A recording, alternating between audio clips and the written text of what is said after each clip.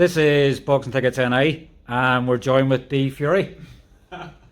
Or should we say Dee Walsh or Dee Fury? We're sort of Fury Walsh. Dee Fury Walsh. Yes. How are you, mate? All good. Feel like Conor Quinn rubbing my hands together here. All is good. Big Fun- smoky. Funny, I think you mentioned actually something the other day about you're impressed with Conor Burns' dance moves. I'm telling you, like I go out sometimes, right? Don't drink.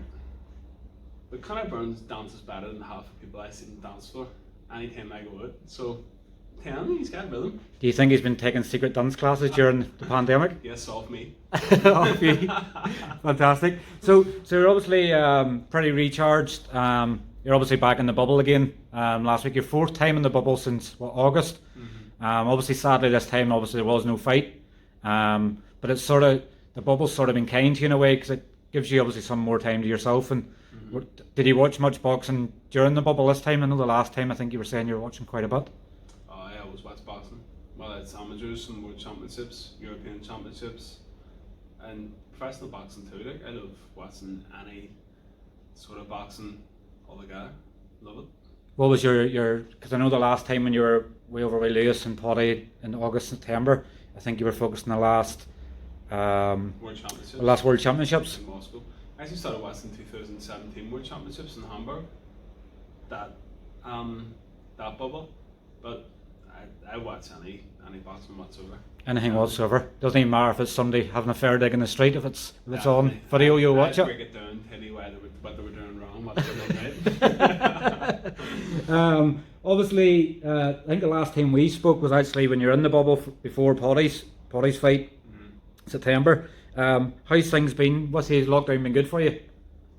Yeah, I love it. Every single day that I train fighters, I'm trying to improve them on the most important things when it comes to boxing. So I'm always trying to study what is important first of all, and then trying to implement that when it comes to the extra training sessions that I train them in. And it all depends on the type of fighter that I'm training also, because like for example the day Owen O'Neill was back training already, even though he fought on Saturday, and Conor Quinn was training the other day, and I'm over them two real attack minded fighters, so I always try to cater to the actual fighter itself.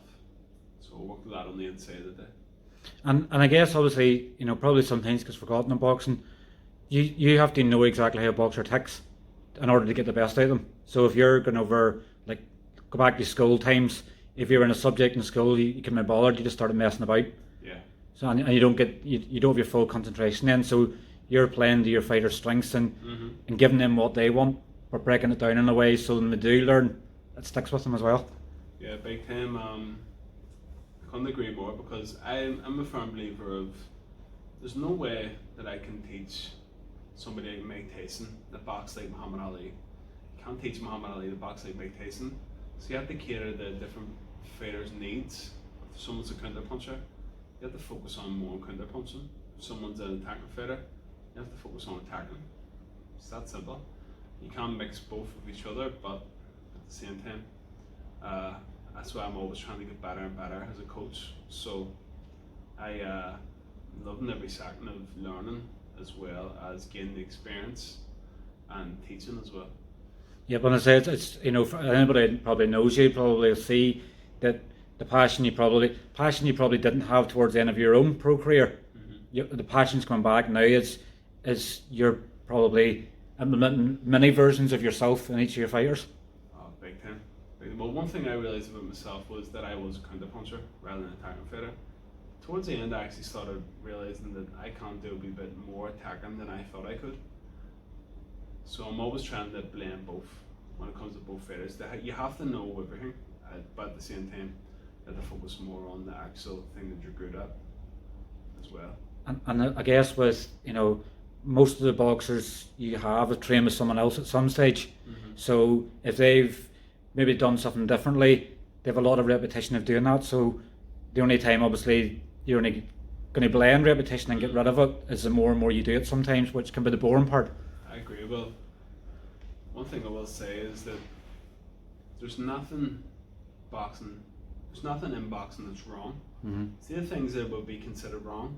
There's a lot of things you pick up that is actually right, and there's a lot of things that you pick up that's right that is in some ways wrong. Mm-hmm. So I can go into so much more detail about that, but I'll be wasting your time here with this interview. But the when it comes to other coaches and stuff like that, there, a lot of times I'm thankful of a lot of things that coaches have done with my fighters now, because they get what they're talking about, and then you can kind of learn from what someone would be considered wrong, then I can put it right. Do you know what I mean? So, yeah. So I really, I'm enjoying it, and I'm happy that I can kind of gather where, because I've been there and done that when it comes to attacking fighters and defensive fighters. There's one stage I was attacking fighter, and became a defensive fighter myself, so I can kind of understand both.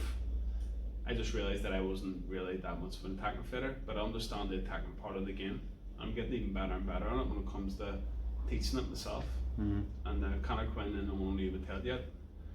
But yeah, so when it comes to the counter punching part, as you can probably see from Lewis' performances, and also people haven't actually seen Paddy yet when it comes to the counter punching part, but Paddy has improved massively through that. So the future is actually pretty bright when it comes to it, and I look forward to it. The future's bright, isn't it? Like the old sort of the adverts for Orange, wasn't it? Orange, the future's bright, the future's orange, sort of thing. You know, it was their sort of tagline. But you're obviously you were with Ray at the start of obviously Paddy, so you know you've been able to get to see. But I've boxed with Paddy from, I actually started boxing before Paddy. Paddy's a year or two older than me, but I started boxing at 11. Paddy started boxing when he was about 13. So me and Paddy have been together from day one. Mm-hmm. We boxed for St Agnes's, then we boxed for Frankie McCourt in St John's. Then Paddy left.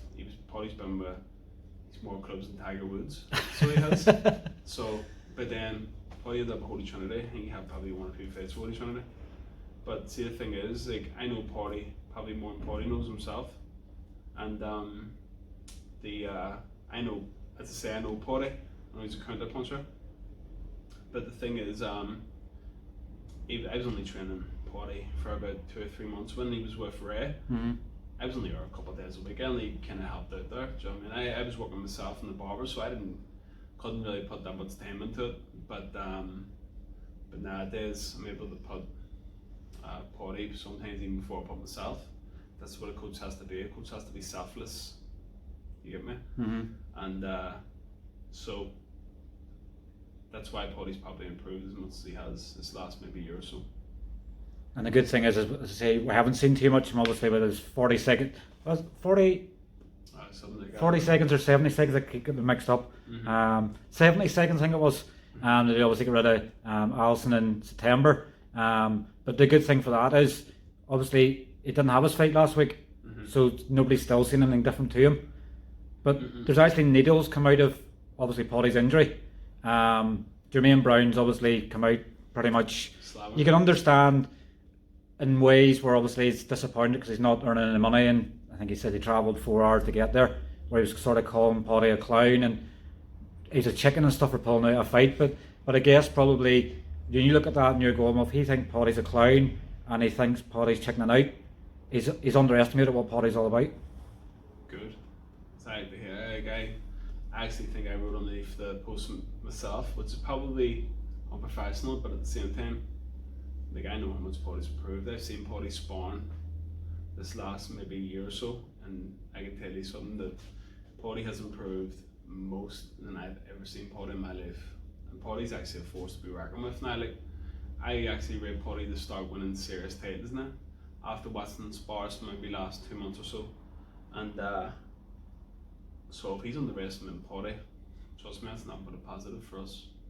I remember Paddy's debut obviously in the SSE against Jacob Lucas. Didn't know him obviously at that stage. I think it was more the Field Frampton fight. We got areas at that fight week I sort of started to get to know him. But I remember in his debut, he was just so constant in trying to get the finish. He was forcing the pace too much, and then the finish didn't come. Whereas now when I look at him and seeing 11 fights later, and you're sort of going, the difference is crazy how much he's come on from them. But yeah, that's obviously down to a lot of hard training. One thing I even teach Lewis is having a knockout punch is only a bonus. You have to constantly focus on hitting and not getting hit, and that's one thing Paddy has improved on.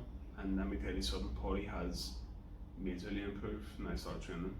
He really, really has. Let me tell you. And actually, I was disappointed in the fact that he wasn't able to show how much he's improved, because like I was actually really I get really, really stressed out when it comes to fighting yourself. You get really nervous. You don't really know what's going to happen. There's a lot of pressure on yourself. Assuming you're a coach, you get stressed out a lot. But I was actually looking forward to Paddy's performance against Jermaine Brown, and I generally think that he would have done serious damage to him.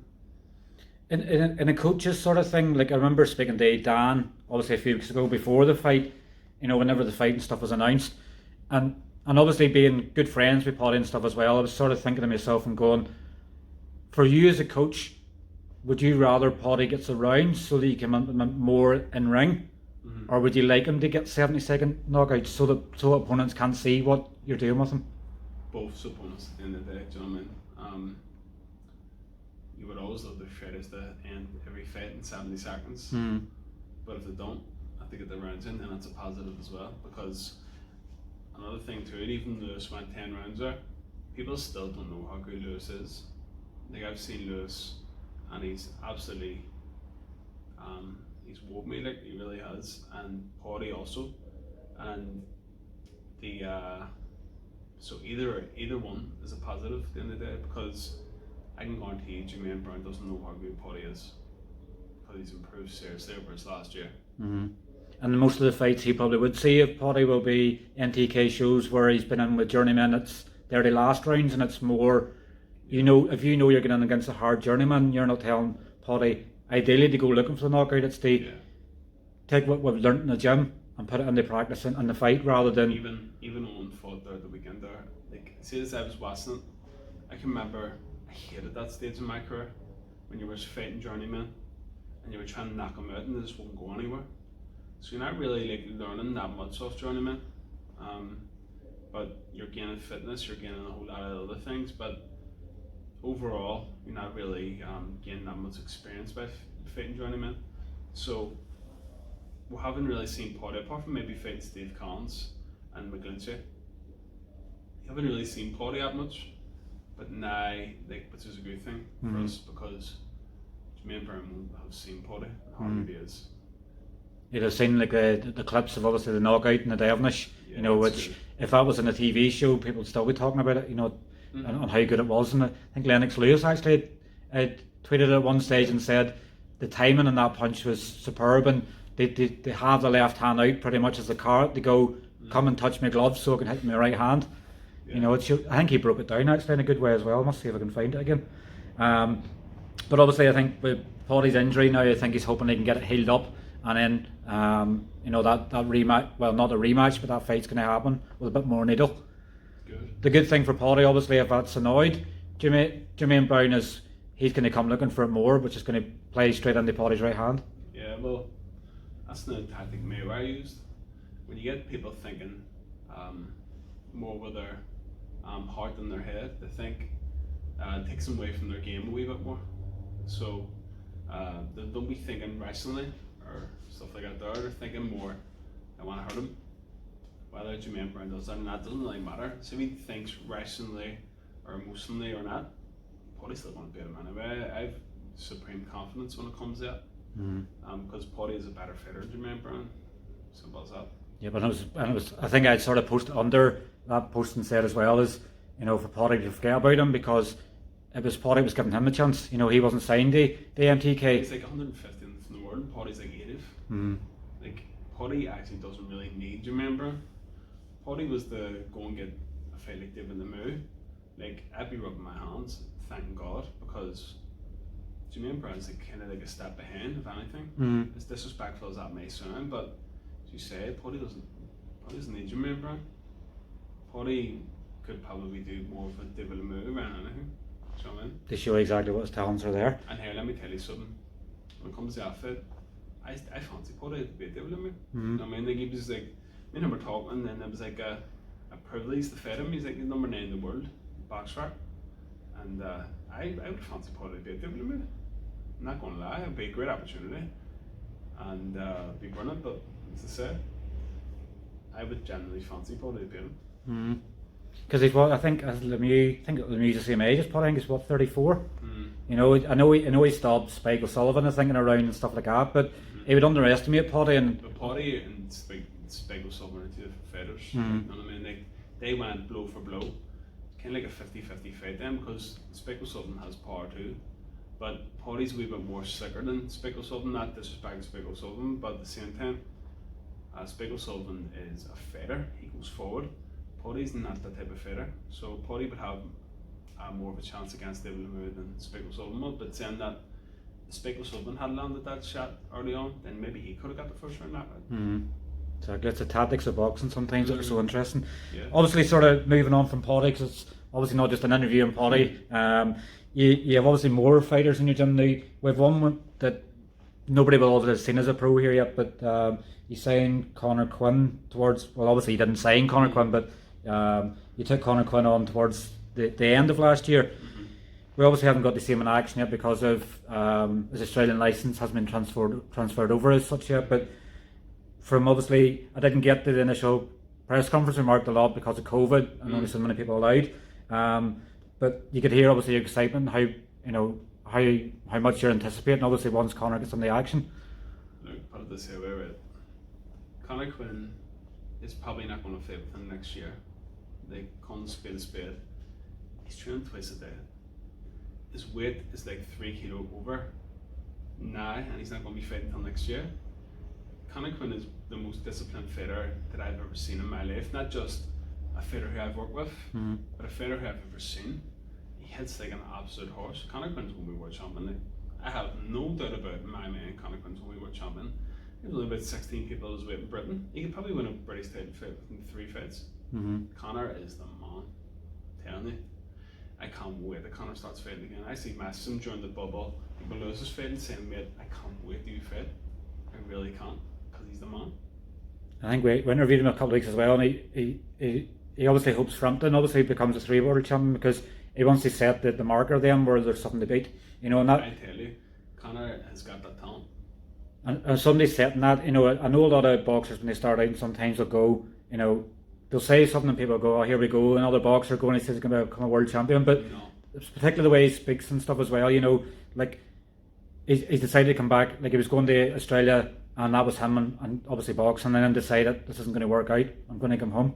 Look, see in terms of dough, money, Conor could have stayed out in Australia and made serious money in that fight for next year, stayed out there. But you know what, Conor's come home because he's not about money. He's more about what he wins, first of all. Do you know what I mean? And let me tell you something. See if there's one person that can be a 3-weight world champion from Northern Ireland, it's Conor. Because I tell you that he lives a life. I guarantee you right now, as I say, he's not got a fight coming up from this next year. He's training twice a day. Like, who do you know does that? Hasn't got a fight coming up within a year and training twice a day. You'd have people that tell you, are you clueless? Is there something not right in your head that you're doing that? But it just shows exactly what, at the end of the day, if he takes a day off, he thinks he's not going to achieve what he wants to achieve. 100%. And he's in here, he's learning every single day. Because I do more teaching than anything. Like, see the sessions that I do, they're not really like, you don't go home and you'll be like, I don't have enough in me to go and do a second session. It's more teaching than anything that I'm constantly doing. And as I say, Conor is just a different breed. Or like I've never met anyone like Conor, which is refreshing to see because it actually brings the team up and makes them want to be better also.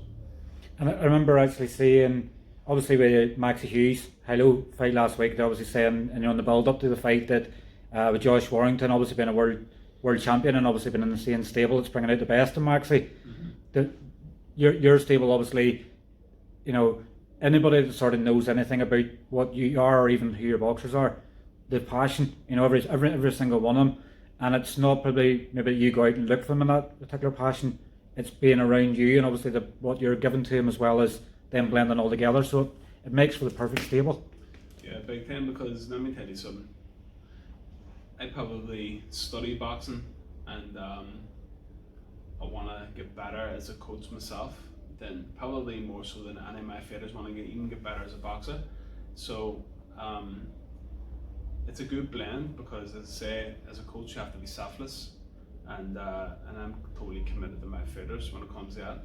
So it is a good blend when it comes to Conor and me, Lewis and me, Padraig and me, Owen, Rook, any of them, and even my amateurs. When I'm teaching my amateurs in night time, whatever the lockdowns end and whatever. So I'm actually even looking forward to when my amateurs turn pro, because then they know my system, know everything that I'm talking about, stuff like that there. So I'm really looking forward to the future, not just with the current pros that I have, but when the future pros that I have as well. Mm-hmm. Can't wait the future. Like, hopefully when the restrictions kind of come off a wee bit, then I can kind of really get things going more than anything. With your amateur boxers, it probably may take a bit of time to get them back probably into the swing. So obviously no boxing for the last year, and probably, you know, anybody that's a teenager nowadays, obviously we've been teenagers ourselves, we know that it's so easy sometimes as they go and do the wrong things. Thankfully, obviously with the pandemic, so much so they couldn't do the wrong things, because, you know, there's not so much place open where they can get the bad habits, but it might obviously take a bit of time to get them back into it. But at least if you know if they do return, they return them for the right reasons rather than... Yeah, big time. But the one thing about my fighters is I know other parents, what do you call them, whole lives more or less. So I don't really take anybody on who I don't know their family background, don't know this, don't know that. So I know that their families are in as much as they are, you know what I mean, and as much as I am. So, but that is a good thing also, that the fact that they can't be running about and causing trouble. But I really, really can't wait till the amateurs start back again, so we can get them what's going also. You've obviously you've watched a lot of clips in the last year, and you've only had your pros to sort of they implement that on, and then you're going, where's the amateur guys? Because obviously you're teaching them something new that they may not already know, and you're going, here, try this, you know. Yeah. I look forward to it all. I really, really do. Obviously Lewis is obviously just over a week past. Obviously another one, what's it, 12 or 13? 13 and 0 now, and obviously defended his... One past me, that's 12 and 0, he's 13 and 0 now. As I say, and obviously he's now more experienced as a pro as you were, you know, so he can sort of have that in the back burner. But obviously, you know, well, obviously I don't think we've really caught up much since the Louis Green obviously stoppage one. But you've obviously mentioned at the start of the interview there that we still haven't seen the best of Lewis. How much more? You know, I know whenever he beat Louis Green, they're still saying we still haven't seen the best. Still haven't seen the best of him yet. But sort of, if you were to put a percentage and sort of how much is left in the locker. Can I be honest with you, right? I still think Lewis has only shown about 30% of how good he is. And that's not an insult to Lewis or anything about him. But I just know he's better than them performances. Not saying that he was performed anything bad, because them fights were brilliant. I mean, we watched it back, me and Lewis, the guy, when we were, because it took something like an hour for the plane to go off, and we come back, and we watched it back, and I actually turned around and went, you actually boxed better than I thought you did there. And he looked at me and says, I thought so as well. But he's still better than that. Like, Lewis has so much more potential than what we've ever seen, which is only a good thing. I really, really do mean that. And one thing about Lewis is he has a fight penciled in. I think it's not like penciled in writing against that guy Tomlinson. But Lewis has never really had a few fights lined up in a row. But it's looking like he's going to fight that guy Tomlinson, and then he's going to fight for British title. So it would be brilliant to get Lewis out again, 10, 12 rounder, and then get him ready for the British title, whereas Jenkins or that guy who he's fighting next. Yes, man. Yeah, so either way, like Lewis telling himself, like, and you can see yourself that he's learning and getting better every single fight. He really, really is. And as I say, it's not taking anything away from him, but I think we've only actually really seen 30% of how good Lewis is and can be. Which is a brilliant thing. It's scary on the same time, because I know with every fight, obviously the fan base has even grown more. Like everybody's known of Lewis's talents from even before he turned pro. You know, I remember there was a clip of him obviously in Academy 1 where he was punching the punch bag so many times and showing speed. Where a lot of other ones go to Instagram and do these things, where Lewis is probably more. You would look at them sometimes and go, catch yourself on, I can do that, but I'm not going to show you. So he likes to keep sort of things hidden. But I know, like, see, at the end of the day, like, anytime I put on a post on Instagram about Lewis, it's not really anything that we're working on in terms of the fight, because you don't really want anybody, your opponent, to see. That's one thing about boxing. Like, I can do tutorials probably once or twice a week, but I don't really want anybody who Lewis could fight or Paddy could fight or anybody else like that to see what we're doing and kind of catch up on you. So I kind of keep things to myself. So when we do pods, it's kind of like just basic stuff. But let me tell you something, Lewis is a different ballgame when it comes to what he's actually got on the inside. Because let me tell you something, see when he hit that shot, that was a pretty good shot against Ilbay, it showed me even more what Lewis has on the inside. Because at the end of the day, like, you see someone punch hard, their speed, their fitness, but that doesn't really show what they've got on the inside and what type of character they have. But when Lewis could hit a good shot, it showed you what type of person that he is and what type of character he has. And throughout flying colours, it's like music to my ears, and it was like actually made me so proud of him that he came through it, and he came through it with flying colours, and he recovered so well. It made me think to myself, he's got even more layers than I thought he had. And that can only be a great thing. Like you sort of mentioned there, he comes through the test with flying colours. Using another example, probably nearly the other extreme, but Deontay Wilder obviously was losing loads of fights, through the rounds, and then had some of the perfect punch where he only needs one punch to sort of do it. But obviously when he fought Tyson Fury and Tyson Fury dropped him, then that's when obviously he was going, what do I do? Nobody's put me down, Whereas Lewis has been hit by a good punch, and if he gets hit by a good punch, now he's going to recover, and what he's a plan for if he does get hit with something, and what he has to do next. That's already there, and you see one thing about Deontay Wilder, he has a big, massive punch, but so does Lewis. But depending on that punch is a problem. When he depended on against Fury and he couldn't hit Fury, then there was a problem. But Lewis didn't depend on his actual punch to get him through the fight.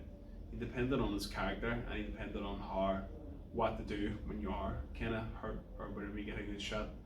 So in a way that Lewis showed more in his locker and his character than Deontay Wilder had. I'm going to give you a compliment here.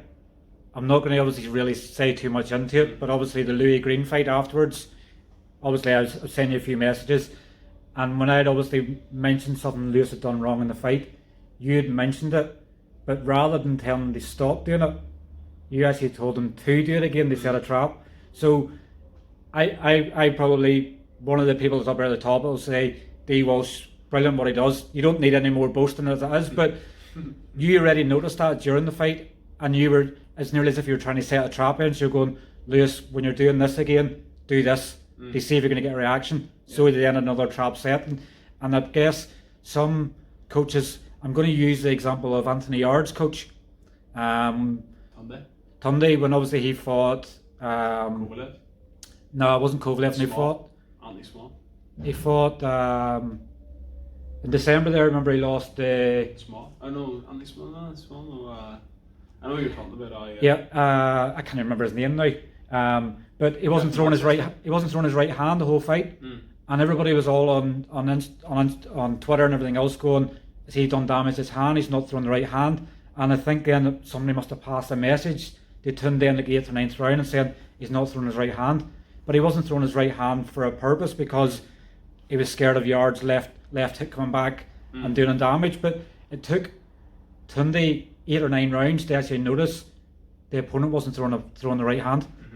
So that's a compliment I'm sorry giving you. Were you seeing Lewis done something wrong, you were going, let's not fix this, let's keep it there as a trap. So if we do it again as a trap, so give you another compliment there. Not that you need any more of them, Obviously, during the fight week in Lewis's fight, you got to meet up with some of your family again for the first time in a while. So how was it good to meet brother Tommy and Daddy John? It was good. I haven't seen none of it. No, it was actually funny that I did meet them, because I was missed about that I look like Tommy Fury, but I actually don't truly believe I look like Tommy Fury. Do you know what I mean? My mate George Healy, who I fought my first pro fight, we were talking about one of his mates. This is how it came about, right? We talked about one of his mates who he doesn't look like Tommy Fury at all, but he's messed about. He sent George a video saying, next person who tells me I look like Tommy Fury, I'm gonna go mad, right? So next day I was doing big questions on the video, whatever, on Instagram, and George Healy wrote to me and says, why are you so handsome? So I said back, next person that tells me I look like Tommy Fury, I'm going to go mental. I was only copying what his mate said. Yeah. But so it stopped. So I just kept it going. Who'd have bumped into 2 weeks later? Tommy Fury. The that was funny. I didn't tell him what the crack was. Just said about getting the picture. There was no picture of your other younger brother as well. Tyson, was he on air at the time? Was he? See, man, so Tyson didn't want to be on camera that week. He told the people in NPK he didn't want to be on camera, so I'm not going to go up to him and ask him for a picture if he doesn't want to be on camera. So yeah, I've got enough pictures of Tyson Fury anyway. So I boxed him to his undercards. Do you know what I mean? So that's happy enough. Did he watch his interview on AFL? You know, I think it was before Lewis's fight. I'd obviously mentioned about the AJ fight, and he was saying he was going to the bar and drinking 10 or 12 Stella. Yeah. For anybody that knows Tyson Fury, knows he's a wind-up. Yeah. You know, he'll tell you something on air to gain a reaction. I guess what Billy Joe does in a way. Sometimes, you know, he said the other week he broke his scrotum or something like that, and the next thing... He also say Keaton Haynes dropped him twice. Yep. He says also. I think he is a wind-up. And, but I think Tyson Fury looked fresh enough when he was in the bubble when we were with Lewis. But he was also with a guy who's a Navy Marine or something like that there, Lockhart you called him. Mm-hmm. And he was saying he's drinking 14 pints, but then they asked him, have you been training? He said no. But then they asked him, are you sparring? He says, yes, I was training to sparring the day before. So I don't really know. But he looked fresh enough anyway, like, you know what I mean? But at the same time, I don't really know if he was mentally ill when he was in the bubble. But it could be a wind up also. Could be a mind game sort of thing. He says he's not focused on boxing. That's the one thing I got from it. He says he's not training anymore, but he was sparring the day before, and you're going, which is right here. I actually watched the clip of remember they used to do not behind the bell, was it ringside? When obviously the hay fight was made, and obviously the wind up, and then obviously it ended up he got the hay so much that he pulled out with a toe or something like that. But obviously it was interesting, and I guess that's Fury all over. He's just the king of the wind-up. That's it. Obviously, you disappointment. Obviously, at the weekend that you weren't able to get to Luxembourg. Owen O'Neill back after 13 months. Was it good for you to get him out of the gym for a week? Yeah, because as I say, it's been like 13 and a half months or something since Owen's fought, and Owen's made serious improvements from the last time we did fight.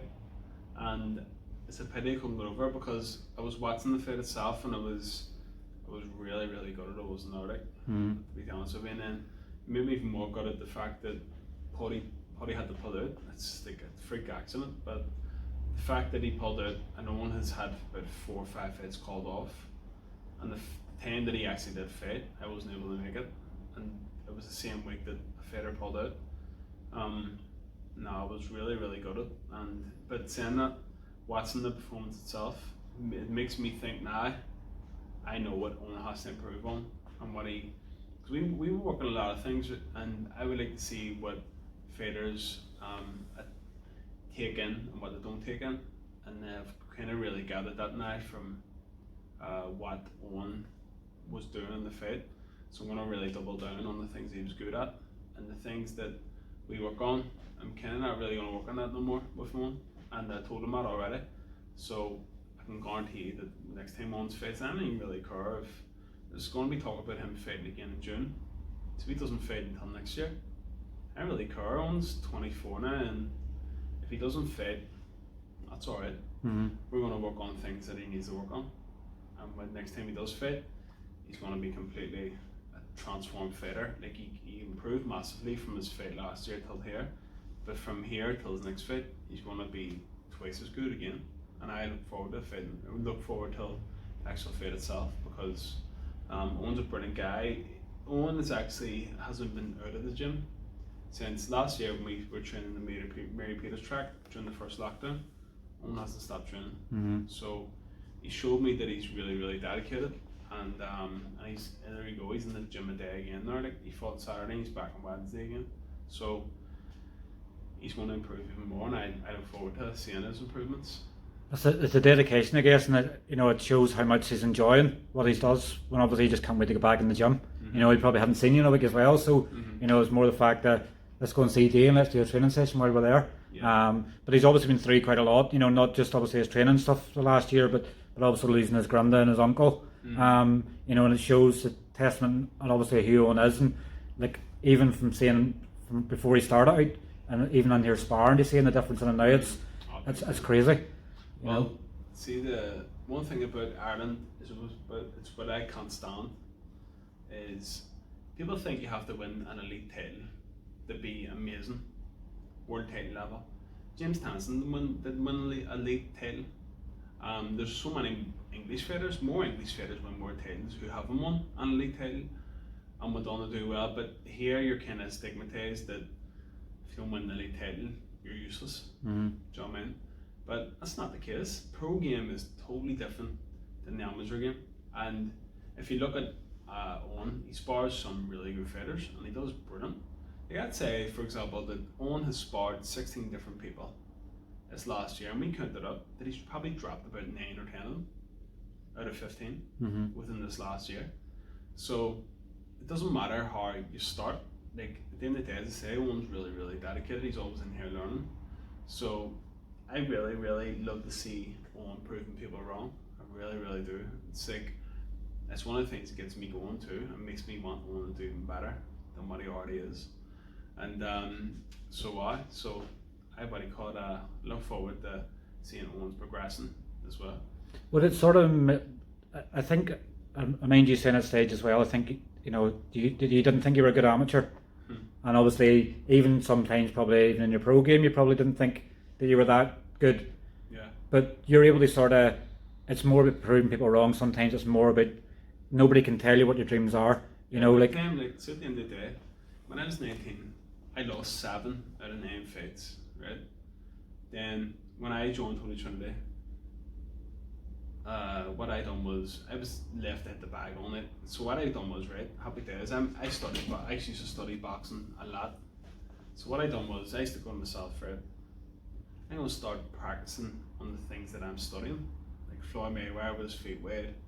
I know I always noticed that every single time he's thrown a shot, he's always got an exit plan, he's always got a way out after he throws a shot or whatever. So I started really practicing all them things, like the simple things.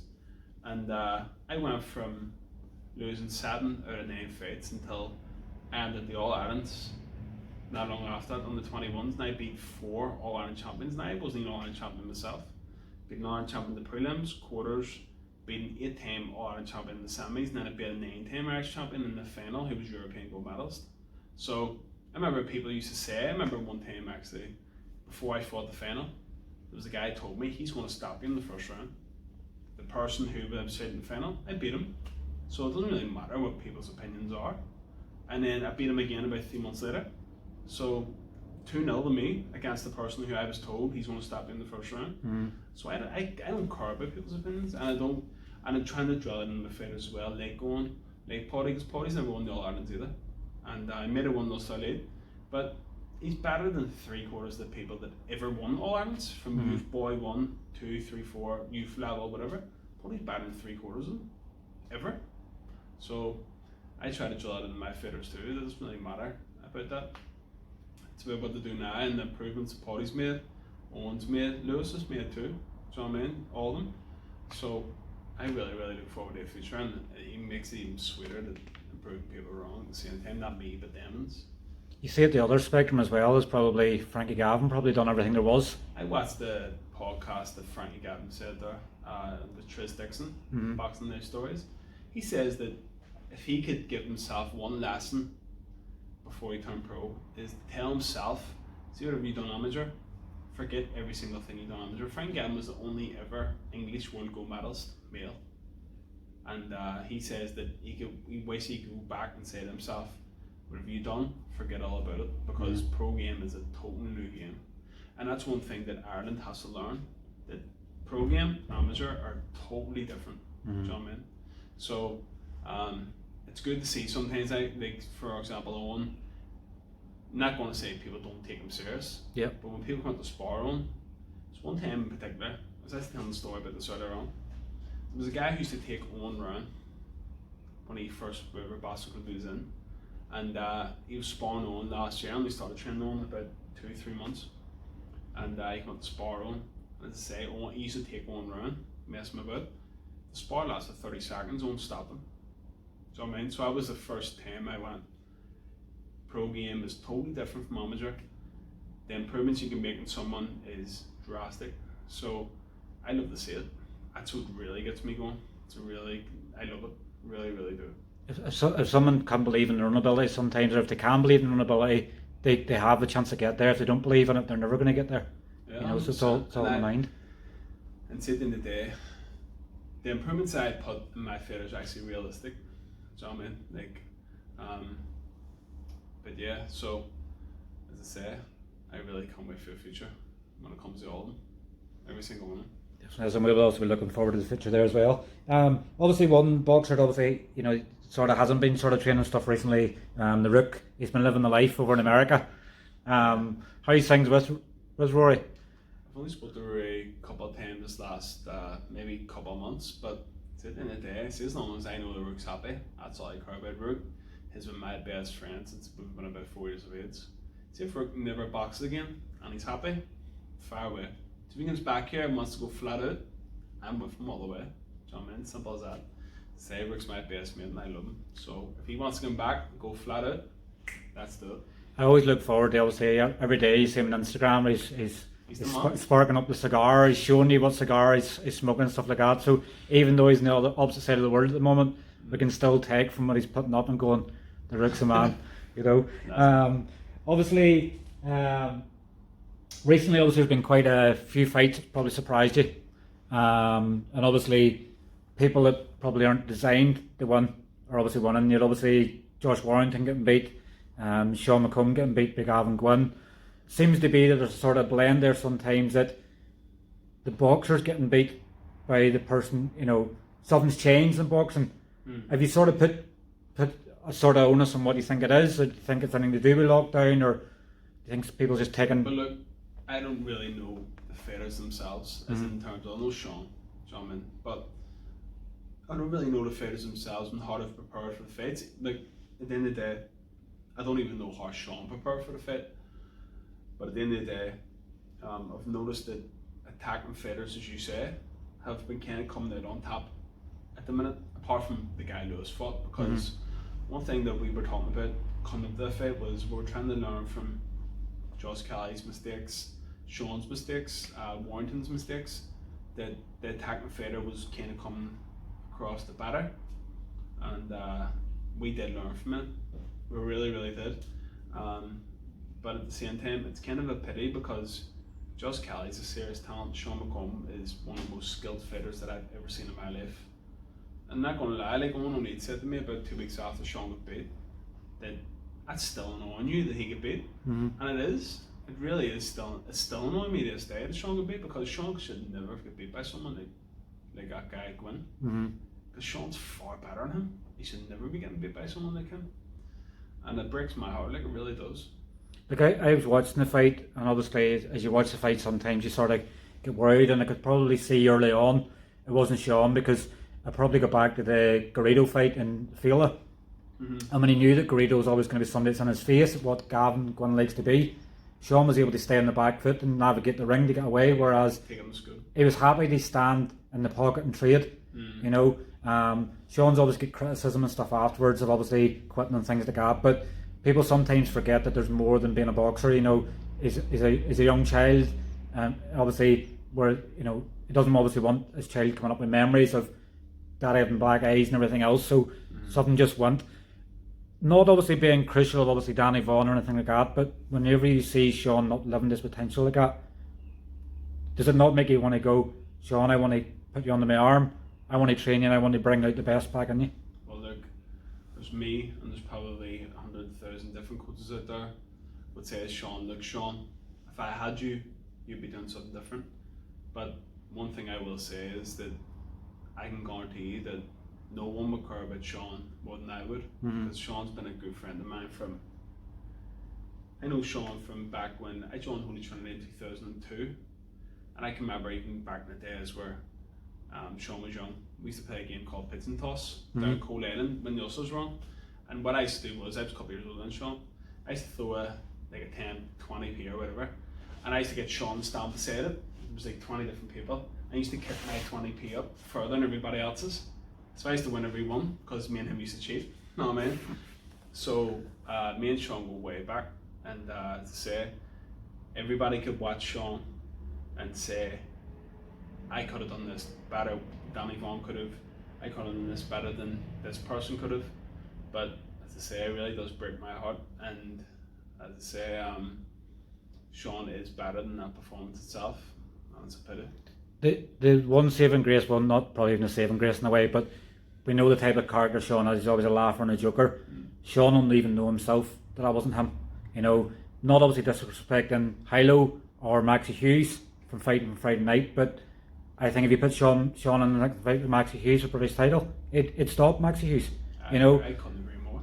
And it's just because at the end of the day, Maxie Hughes is a pretty skilled fighter, and he's a tough pro. At the end of the day, he's caused a few upsets, even against, for example, James Friars. Like, James Friars is a good fighter too, like, and Maxie Hughes beat him. And but I would go as far as say Sean probably stopped Maxie Hughes. That's a pity. It's a pity when you look at the levels, and Sean could be probably British champion right now himself. But it is what it is. It's a Tains win also, because you have to blame COVID, you have to blame this, you have to blame that. But unfortunately, it is what it is. Amen. And I'd say it's not that we're sort of having a dig at Danny Vaughan or anything in any way. It's just, I know you've obviously known Sean quite a while, and sometimes, you know, it's a sort of case of going, if he was to ever leave Danny Vaughan, in my opinion, you'd be the perfect blend for him, because he's a young kid. He started his own business, keeps everything close to him, rather than going away somewhere in big training camps and everything else, where it's losing valuable time. In the day, if Sean was to pick another coach over whoever, me, or to go away again, the England, to go away down Dublin with Pete Taylor, whatever he come with me, I wish Sean all the best, because Sean's a friend of mine, like, and I mean, if he's come with me, I would love it. I would take him under my wing, and I would care for him probably more than anybody would. But at the end of the day, I'm always going to wish Sean all the best, and always support him no matter what accent he makes. Yep, exactly. And obviously, hopefully, fingers crossed, it won't be too long till we have him back in action and back to winning ways. I know, obviously, sort of fight I want to get your thoughts on. I know you're a big Loma fan.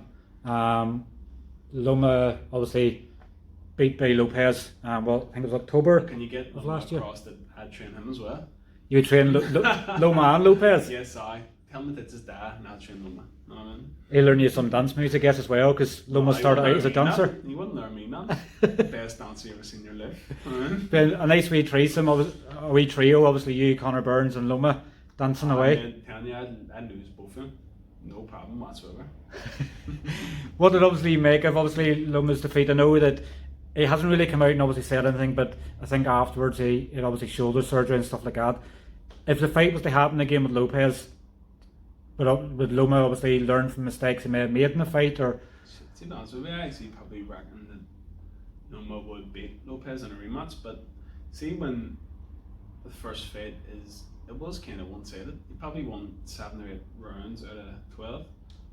I don't even know if he deserves a rematch, to be totally honest with you. I reckon he should probably go down a bit, or stay the same way he is, and Lopez moves up. But it's going to be hard for anybody to voluntarily fight Loma. I mean, because he's one of the most skilled guys that has ever boxed, ever. I mean, so yeah, so it'd be tough, like, really will be tough. But I can't see Lopez taking that rematch.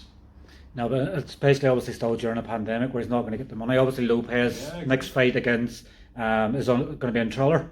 You know, so he's away from Top Rank. It looks like that's haven't finished with Top Rank. So Triller won the purse bid. He fights Cambosa, I think, in June. But I think they were actually somebody that Lopez beat. I think Chinese or something like that on points. I think that's what they're looking at for Loma next. Tough fight. That was a tough fight for Lopez. It's probably the closest fight Lopez has had.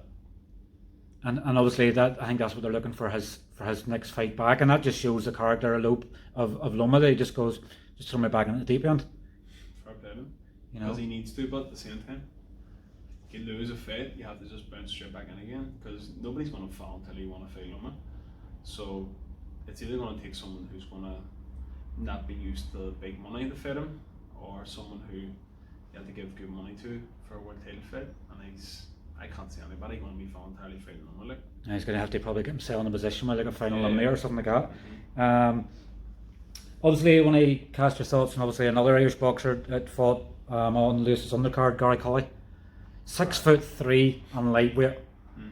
It's you know, I know people said it many times, but it's a complete freak of nature. And yeah, well, I get talking to Niall Bart, Gary's assistant coach, but he trained Gary for his whole amateur career, I think, in the Boxing Club.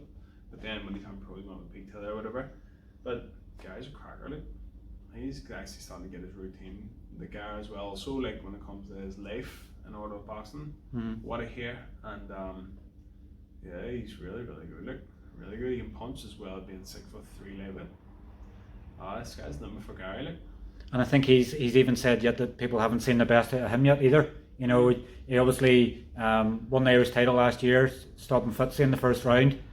He's dropped obviously in August, and then he's come back now and he got rid of obviously what looked like a dangerous Kazakh and no time at all. And well, let me tell you something. Like Fitzy's a good fighter. Like Fitzy's a really highly skilled. Plus he's really tough.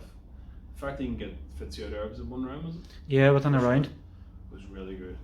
Then that guy who he fought there from Wales, I think he was. Yeah. The same day Lewis fought. In the day, like he may have hit a shot, may have get dropped. He schooled that guy. He actually really took that guy to school. He probably hit him one punch the whole fight. Dropped him, but so what? You know what I mean? This is boxing. Lewis could hit that fight against Ilbay. In the day, it doesn't really defend you. You get up and school him again. Lewis could hit that shot, come back, punch the head again.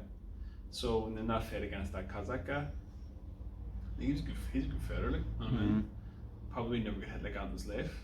So he ended up like Trevor Burbick against Mike Tyson. I couldn't get up at all.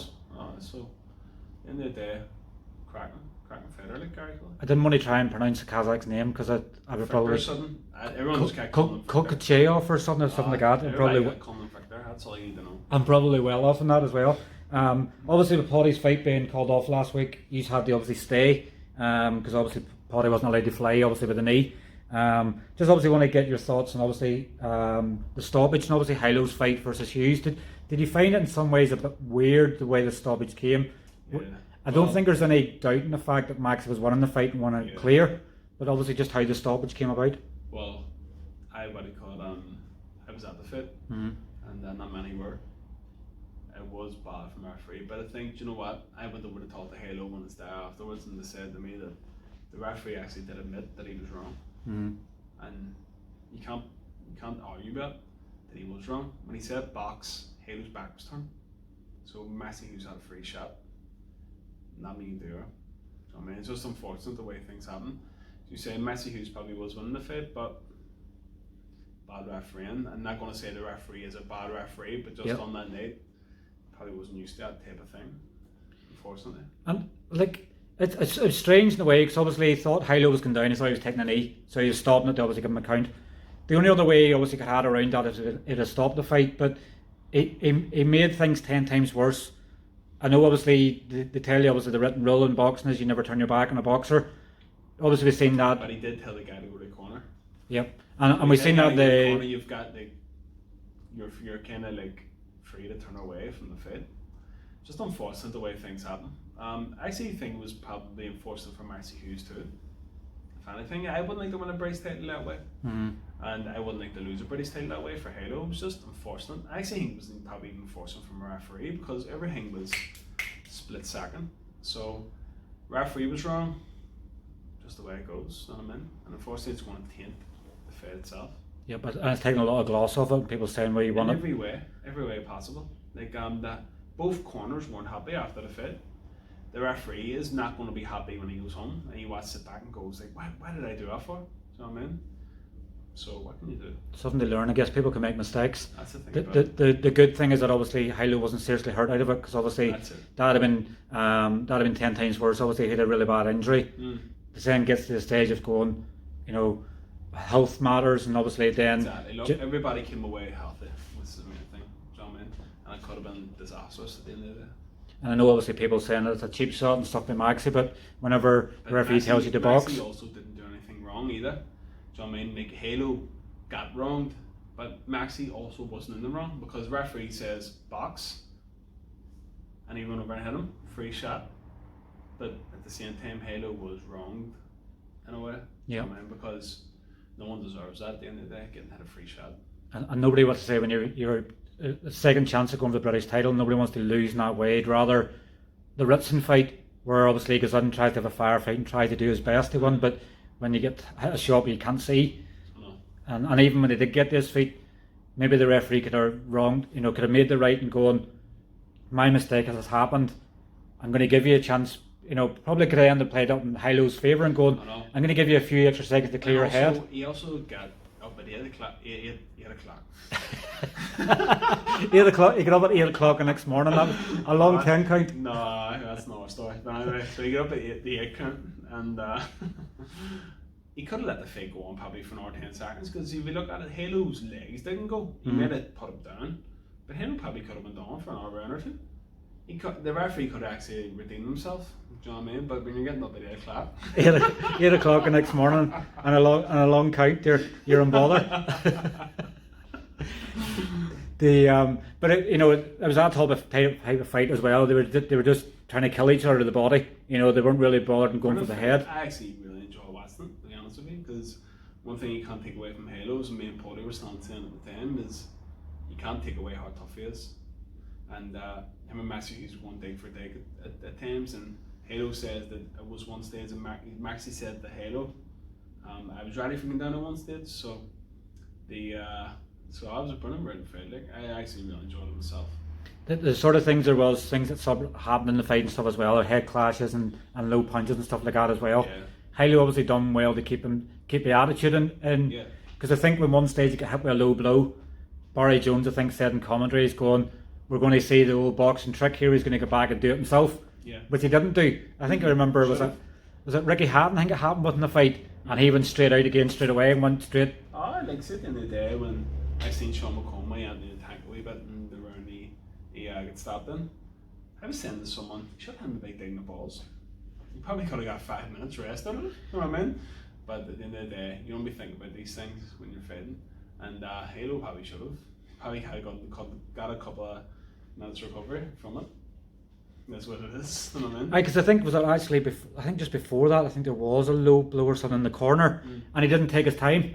He obviously took like about 30-40 seconds. He could have took that longer, but then I guess 5 minutes or something. I'd take a whole 5 minutes. I think I remember his dash in the corner saying, "Take as long as you want," But I guess when you start playing the devil's advocate and going, if it had stayed another 10 seconds, would have had myself in that position, And I guess that's the thing as a fighter sometimes. See, sometimes you don't know what's going on inside the actual squared circle itself. That maybe Halo heard him breathing heavy, and he's probably going, if I take too much of a rest, he's also getting a rest. So you don't really know what to do in there. So so people don't really know these things.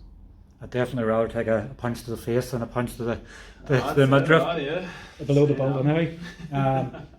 We were sort of mentioning obviously about obviously people crossing over from amateur boxing, highly skilled and everything else. I had this sort of prepared in advance because I sort of know the way you sort of operate. Lawrence Okoli became a world champion. I think combined record 42 fights he's ever had in his life. That rips up the road book, doesn't it?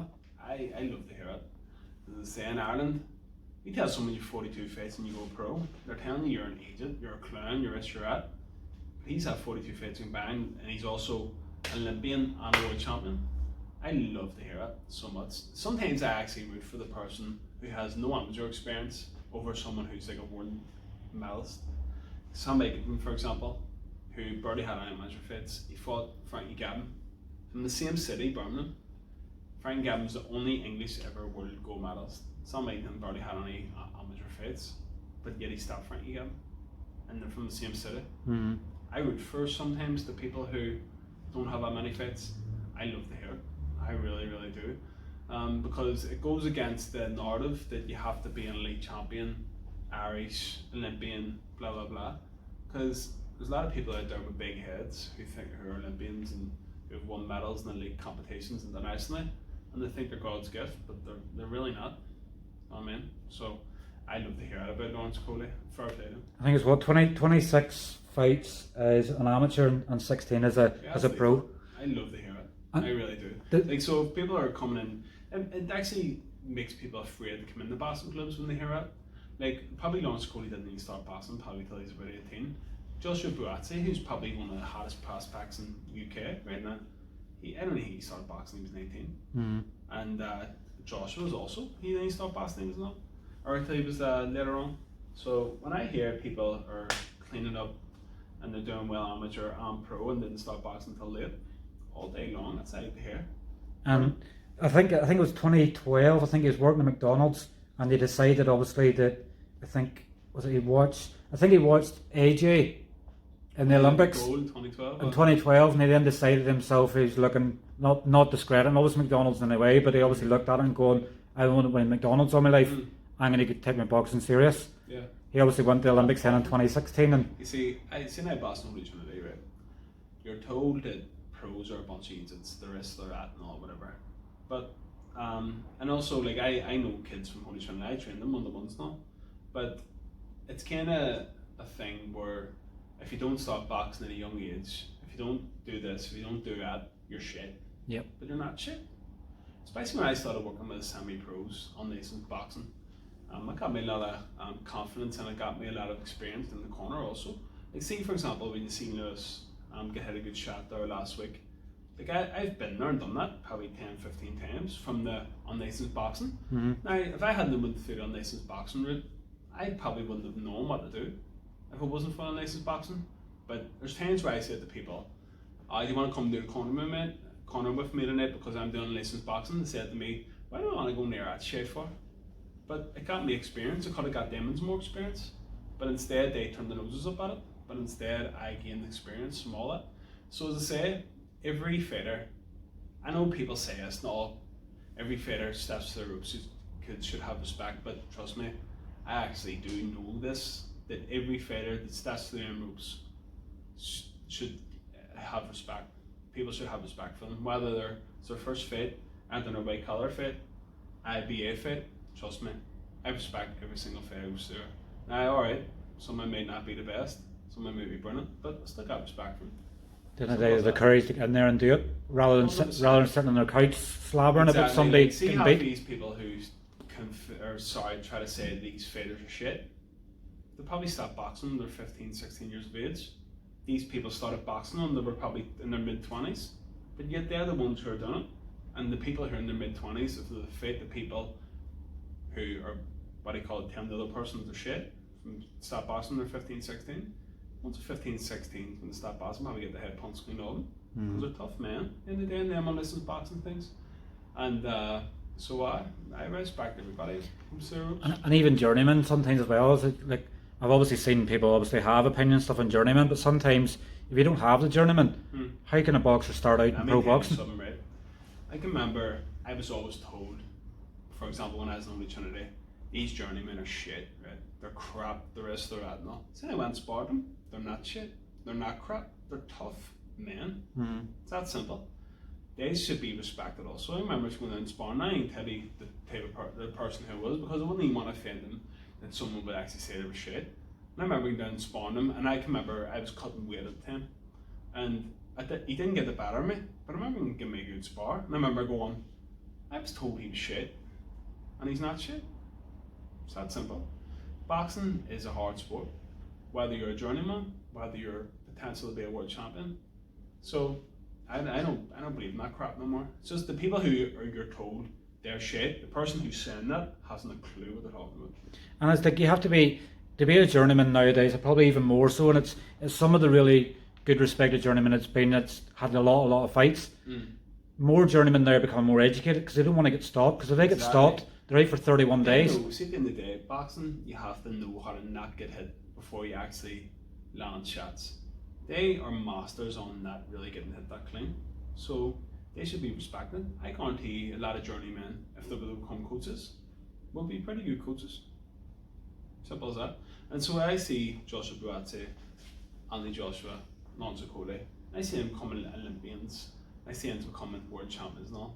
I take my hat off them. I'd love to see it. It's ripping the rule book up on what it should be in boxing. Which I like to see, especially in Ireland. You know what I mean? I want to cast your opinion. Canelo, beast. Canelo, for me, one of the greatest fighters ever lived. Seeing the way he goes about stuff nowadays, and if you watch Lewis, if you watch Owen's last fight, I'm not going to compare them to Canelo because he's best in the world right now, pound for pound. But look at the stuff that Canelo does. Look at the stuff that Owen and Lewis has done. May not have done it as good as Canelo, But at the same time, they're doing the same things and let's clean it up. Canal was the man. They're making the strides, and like I think I actually mentioned it for another day. Canelo's got that much confidence now. He doesn't care what's coming the other side because he trusts so much in his own ability. Yeah, you know, he's been through the couple of wars with Golovkin, and now he's going, I've moved up to light heavy. I've won a world title. I probably don't feel comfortable at light heavy because obviously there's beasts there and Burbiev and things like that. I'll come back down to super middleweight and I'm going to clean out the division. You know. Brilliant. See, I remember one time, the first time I ever seen Padraig was in 2007. He stopped Conor Quinn in the Europeans semi-final, and Padraig went on to win them. And then he got a gold medal in the World Championships in 2009 in Milan. But Padraig is probably too big for Canelo. But what I will say is, even the McGregor fought the weekend there. Apparently, someone said, mate, I don't know whether it was Potter or was one of the English guys who was with us. They says that he's done nothing but watch Canelo his last few months and see watch his performance. I actually hear people beside us who were English who weren't nothing to do with us saying he set up body shots the way Lewis was last week, Lewis Crocker was last week, which is the major compliment because they were basically comparing Canelo to Lewis. You get me? So and that's what we were drilling today, but that's another story. But McGregor was something else because of what he was doing. He was basically copying Canelo. You know what I mean? And it's repetition. He's practicing what repetition is what breeds confidence. Because at the end of the day, if you're doing something for 2 months and you go into a fight, you're going to be confident in what you have been working on. So if you have been doing it in the right way, then you're going to be confident in the fight. So I mean, if it works for Canelo, then it's going to work for you. And if you're copying the best, then you're going to be the best. You know, the person you're fighting is not going to be as good as the people that Canelo's fight. So to give you confidence. People sometimes obviously slave them, obviously in a way to tainted drugs test with meat and things like that. But it breaks my heart. You know, I'm not going to lie. See, the whole time I was away or in England, 3/4 of the conversation was of the steroids that's in boxing, and it breaks my heart because I genuinely do believe that probably 3/4 of the top fighters in the world right now are probably juiced. And I go into more detail about other fighters who are juiced, who I know of, and it breaks my heart. Really breaks my heart because my own conscience, I could never do it myself. I could never work with a fighter who is on steroids or on PEDs or blood doping. And but it looks like the 3/4 of people at the top are probably juiced. And when you put, you know, as I say, it's the one thing I hate as well. You know, it's where you find the lines of find the lines of boxing. But somebody's is going to go into a fight just if they're then found afterwards to do drugs in their system, and if they were to kill a fighter, that's attempted murder. I agree with you, and here it should be. I actually genuinely believe that people should be jailed if they take steroids and they're involved in combat sports. But one of the reasons why I would never ever in my life want to be involved with anybody who is involved in personal or bad PEDs is no matter what I do afterwards. Say I had a fighter who was on PEDs and I didn't know. Any fighter who makes improvements in the future, they're just going to be tainted. Oh, sure, he's probably taking PEDs or steroids or blood doping because sure wasn't such and such also in the same camp. And there, because you look at Ryan Garcia, Canelo, Andy Ruiz, Valdez, it's looking like that they're more likely juiced. You look at their body shapes, look at the results they're getting. Now it could be the fact that they're probably more skilled because they're working with that guy, Eddie Reynoso. Could be, probably a strong possibility, but the fact that there's a history of PEDs in there, it's going to look like no matter what happens, if they are improving skill-wise, it's going to look like they're juiced. And I mean, you're sort of saying there where, you know, one happens, obviously Ingles Gym in Sheffield, it obviously happens in the past before as well. Now everybody thinks, everybody's there to see him. For example, Billy Saunders and what he was taking. Apparently what he was taking was times 10 of what Canelo was taking. He's actually low free, I think he called taking. And they tried to palm that off as if it was what do you call it, inhaler or something, or a nasal spray or something. Yeah. But the evidence is strongly against what they were trying to say, but that was so. Unfortunately, no matter what the Ingles do from here on in, it's going to look like every fighter that they have is juiced, and I don't want to ever be tainted with anything like that. Do you know what I mean? You get no credit for doing what you do because somebody's done it in the past. 100%. Like I look at Canal and I've got his head movement and go, that's something you can take on board. Look at his inside work and go, that's something you can take on board. But no matter what they do, everything that they do is always going to be tainted because Canal was caught before with that contaminated meat. Mm-hmm. When we actually look up the evidence, probably was the case that it was contaminated, but at the same time, he had caught. So it definitely has to be stronger. You know, it should be if somebody's caught them. I know they sometimes say it's where you find the lines and things like that. Like I think it happened to Dillian White before, and they said obviously it wasn't him, it was somebody else, and it's where you can then prove that it wasn't yourself. exactly. To get a ban from boxing or jailed. This is the thing about it. There was 2 Mexicans footballers who got caught in 2011, and what they done was when they got caught and they with like Campodrol, the same type of drug that Canal was caught with, what they done was they went back to their supplier of meat, and then they went back to the supplier of meat who they were getting the meat of, with the actual cows or whatever it was themselves, and it was found that they were contaminated, so they get let off. But apparently Canal's team never went that far. They never went into detail that much. And when you're a multi-million-dollar star like Canal, your meat should be completely clean. Do you know what I mean?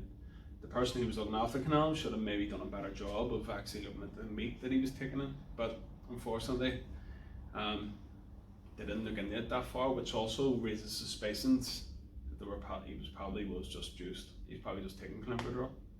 It doesn't matter what he does the rest of his career now. Everybody's going to think back on. It was a pity to see when he what he called Big Tom Smith, because say it was 15 posts I seen about Canal, 13 of them were about how hard juiced he was, and the performance itself was brilliant, but he could be juiced. And obviously we know that Billy Joe and Canelo have both been obviously into the clean program obviously for the fight, but you know when it's so many weeks away, they may have done all the work in advance. See, I look a lot in a guy called Victor Conte who runs that snack program, and it's probably one of the best strength and conditioning programs there is. But he says that when you enroll in this, it's probably 2 months out of a fight. But what are you doing up until 2 months? When you've got 6 months before a fight, you probably for 4 months, you could be taking every single cycle that you can get, and then 2 months before the fight, you can go off it. But you've got that base of performance enhancing drugs. So for 2 months that you are getting tested, it could be out of your system. It's crap. I actually don't even though we've talked now for about 5 to 10 minutes about this, I said the party on Wednesdays the weekend, I don't like even talking about this because I love boxing so much and I love this sport so much that it's always talking about hitting and not getting hit. So I don't like talking about this party again, but it probably is the more likely. It'll take you away from the sport that you love so much the more and more you see of it. Because basically all my top fighters are competing against people who are juiced. And let me tell you something, there's one fighter who my fighter was fighting against recently, who I would go as far as say 99% I think he was juiced.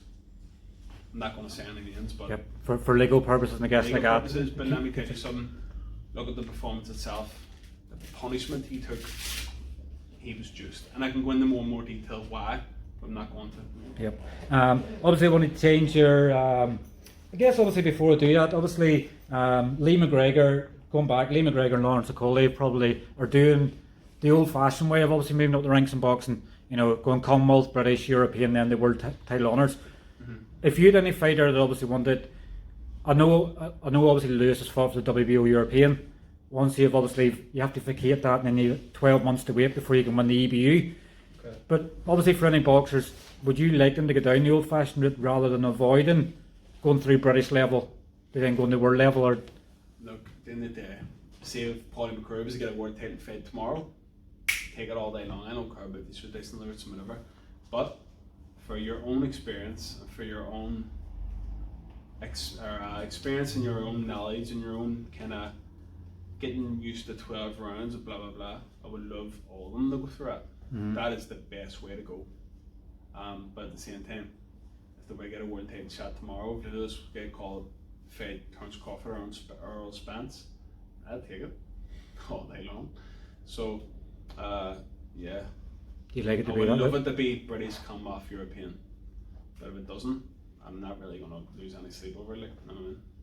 Putting your eyes, if you were Carl Frampton right now, obviously on the verge of becoming Ireland's first 3-weight world champion, and knowing that there's no UK coverage still announced yet, would you be feeling pretty bad that obviously BT haven't pulled the finger out and announced this yet? It seems like it has. It's been done in the background. It's going to be announced, but for a lot of fans out there, it might not be as passionate probably as we are in watching a lot of boxing. They may lose a lot of the casual audience. That, like, let's face it, no one in this country should not be watching that next week because it's history in boxing for this country. I didn't say away. I guarantee that Carl Frampton probably isn't focused on the actual numbers itself, but he's probably focused on the numbers when it comes to the dough. I mean, because he's been through a lot when it comes to money, when it comes to his old manager, I'll put it that way. So everybody should be watching it in terms of boxing, because no one's ever been a three-way world champion when it comes to people from Northern Ireland in boxing. But at the same time, as long as he's getting well paid out of it, it's all really matters. Doesn't matter if it's only him and a dog watching it, you know. And I think he'd become the 4th ever person from the UK or Ireland ever to become a three-weight king as well. So, what do you fancy his chances next Saturday? Do you think he's got the tools left to do it? I watched that guy fighting in his last fight. He's not that really that skillful, to be honest with you. He's definitely winnable, like 100%. And Frampton has got skill. But that guy, I watched him his last fight, and he was like he's a tall fighter, but he doesn't box like he's a tall fighter, if that makes sense. He goes forward and gives up balls head and tries to stop people. I can play in the Frampton's hands all day long, and I hope it does. And it seems to be Frampton's now targeting the body, probably more a particular left hook to the body seems to be his go-to shot. Obviously Jackson, anybody sort of putting down recently, it's all been the left hook to the body that's done it. Him being a smaller fighter is going to play on his advantage because it's easier for him to hit the body. Obviously it's higher up. Throw a left hook to the body, you have to be close to someone, and that guy comes forward. So yeah, hopefully he does it. I'm hoping it's going to be a stoppage one, because I've no nails as at the moment. They go through 12 rounds. Yeah. Billy Joe stand any chance against Canelo? No. Haven't met too many people that have said he does stand a chance. I think that probably the best we've seen of Billy Joe was probably against Lemieux 4 years ago. Yeah, but Lemieux and Canelo are two different people. Like Lemieux 4 years ago is different from Canelo 4 years ago. Canelo a year ago is Canelo now compared to a year ago is like 1,000 times the fighter he was. Whether it's the juice he's on or whether it's the skill he has, but no, he doesn't have a chance. And then it could obviously lead then to a unification at super middleweight towards the end of the year with Caleb Plant. Look, I love Caleb Plant. I think he's a brilliant fighter. I think he's a really good defensive fighter and all, but Canelo's different level again. Like there's for example, you're talking about all them, like guarantee when it comes to the fight itself, you'll be going, oh, Caleb Plant's a really good fighter. He can make it hard for Canelo. Billy Joe's a really good fighter. He can make it hard for Canelo, but let me tell you something. Canelo is Canelo. I just go as far as say Callum Smith is better than Billy Saunders and Caleb Plant. And obviously look how that ended up. It was one of the most one-sided unification fights that I think I've ever seen in my life. So I think it's going to be even more one-sided against Billy Saunders and Caleb Plant. And then the other one, there's David Benavidez, and there's also Darrell. They're even worse than the other two. David Benavidez is probably pretty good, but nah, one-sided all day long. So I can see him cleaning up and then retiring. And 30 years of age and what he's achieved. I'm sort of going to cut bits. Obviously, get to the sort of point of getting to the end. Obviously, we lost one of our four kings just over a week ago. Marvellous Marvin Hagler. Yeah. Obviously, everybody's a massive high opinion of him, of what he was, but obviously it's sad for boxing that obviously we're losing one of the four kings, but obviously in his memory I think probably might fighters and stuff coming through will probably see more of him now because people will... Well, hopefully, because I'll tell you what, back in the days where I was losing, I lost 7 out of 9 fights when I was 19. I tried to go through every style imaginable that I think would be suited to me. But at the end of the day, I went through attacking styles, like for example Marvin Hagler. But I was watching more Sugar Ray Leonard against Marvin Hagler. But I probably watched more Marvin Hagler than I would say most older people who I know watch Marvin Hagler. So I mean, I watched all his fights against John the Beast Mugabe, Duran, Leonard, Hearns, all of them against that guy. Is it Alan Minter? He won the world title against. We're all throwing bottles at him. But I watched all his fights. Even against Antifermo, against when he drew against the guy from America. Like, I've watched them fights like 100 times each. So I mean, people don't understand how much boxing I've ever watched, and it's probably one of the reasons why I've done well as a coach so far. But Marvin Hagler was special, like special. Like one of probably the most underrated fighters that ever lived. He's actually not really that well thought of in terms of the casual fan, but here, Marvin Hagler was the man. Like, He was. Obviously, the hardest man that ever lived. You don't give somebody the nickname Marvelous for no reason. Well, think about himself, only legally. Yep. I think actually Boxrec had changed his name back to Marvin Hagler, and obviously then obviously people had contacted Boxrec in his passing and said you need to put it back to what is his actual name, because he changed his name. Changed his name to Marvelous, because people then had to call him Marvelous by law. Yeah, but here, fair play, because he was brilliant. He really was brilliant. The pressure he was able to put on, how tough he was, his jab also, super quality, unreal. And the reason I sort of say that probably more people get more fans and stuff, it always seems to be when sometimes someone passes. Probably using it in a musical sense, Michael Jackson's probably more popular dead than he probably was alive, and he was a superstar in music as well. Also big in Tupac, but at the same time, if people watch him, especially go forward southpaws, they need to watch people like Marvin Hagler all day long. I'd watch Marvin Hagler over Joe Kozagi 100 times out of 100, because Marvin Hagler was the real deal. I mean, definitely is. Obviously, you've said recently that you're going to be in boxing for a long time. Are you now going to become the junior version of John Breen? No, I think I'm very, very different from John Breen. Well, what I've heard of John Breen anyway, I don't really know John Breen personally, but no, I'm very, very different from John Breen, as I say, in terms of what I hear.